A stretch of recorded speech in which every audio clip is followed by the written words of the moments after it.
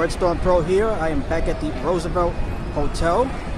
I'm here to do a follow-up video to my earlier video that I posted earlier in the week regarding the asylum seeker situation here. And as you can see, this site has for the most part been cleared. The city cleared the site earlier today. Those migrants that were sleeping along the sidewalks here, they were taken to other locations. As far as what those locations are, I'm not entirely sure, but I did read that one location was in Sunset Park, Brooklyn. Now the hotel still is housing other immigrants, other asylum seekers, mainly families and those that arrived with children. So those are the folks that you see outside of the hotel here. Eric Adams was here last night where he did assess the situation and he did meet with the migrants. And with me is Tiffany. She works across the street, and I'm going to hand the mic over to her and give her opinion. So I don't work across the street. I just came from a diversity and inclusion event across the street. That's okay. I'm across the street from JP Morgan. I live in Harlem, and I came outside and I saw a plethora of people and their children that were happy and hanging out. I think they're playing dominoes. I'm Jamaican, so I know all about dominoes. Yeah, that's a Caribbean thing. Yeah, it's a Caribbean thing. It seems like I think we're doing a pretty good job with regards to the social welfare system in New York City. I know that people need housing, and New York City is on a short demand for housing across the board, even for people that are citizens. But you know, I stopped to talk because I have a friend that works for the city with regards to setting up people with emergency housing out in hotels in Far Rockaway. And you know, I remember him telling me that some of the immigrants coming over, or asylum seekers, were totally taking advantage of some of the fringe benefits. For example, you know, they offer menstrual supplies to women, but you know, some of his clients, that's what they call them, clients, instead of taking one tampon or one pad or 3 or 4 pads, they want the whole box of menstrual products. Or if they have a child and they're offering infant milk, they don't want one can of infant milk, they want the whole case.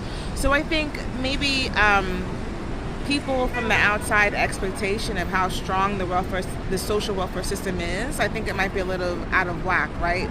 So if you're coming from a country where there's no social welfare system, maybe you think, oh, this is great, you come to America, they've got everything. And it's not that we have everything, we have a little bit of something, right? We've got something, but in order for everyone to have something, we've got to share and we've got to be frugal, right? So I don't know, I think maybe we just sort of need to let them understand, like, we're all trying to survive here, and we all need to share, and it's not a free for all, but and then that way that allows the next person that needs assistance to also get assistance, because now you're thinking of the person coming behind you.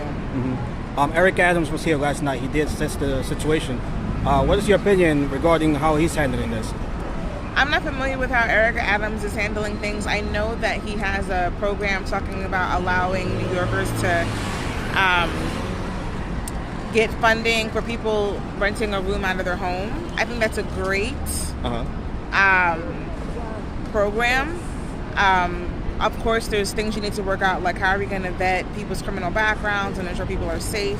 But absolutely, you know, if New Yorkers want to take it upon themselves to rent an extra room or their couch, their living room, whatever, rent any extra space in their home to generate revenue to offset the housing costs, I think that's a great idea, and that's the American way. I think we should help people. Yes. Okay, and for those that have an issue with the immigration crisis here, what is your opinion about that? I mean, full transparency, I'm first generation. Like, my mother came to this country in 1967 as an immigrant from Jamaica. So I probably have a bit more sympathy and empathy for people that are new to this country.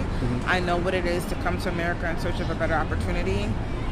But I'm sure every American came from somewhere. Yeah. So I'm just a little bit closer to the story. So Yeah. I mean, the majority of us that live in New York are, you know, descendants from immigrants. America doesn't belong to anybody. That's what I think. Like, if if America belongs to anyone, it belongs to the native people that lived here. Yes. And so I think, you know, it's tight. We're all suffering, but I think we need to find a way to help each other. That's true. Okay. Thank you for your time, Tiffany. Thank you. All right.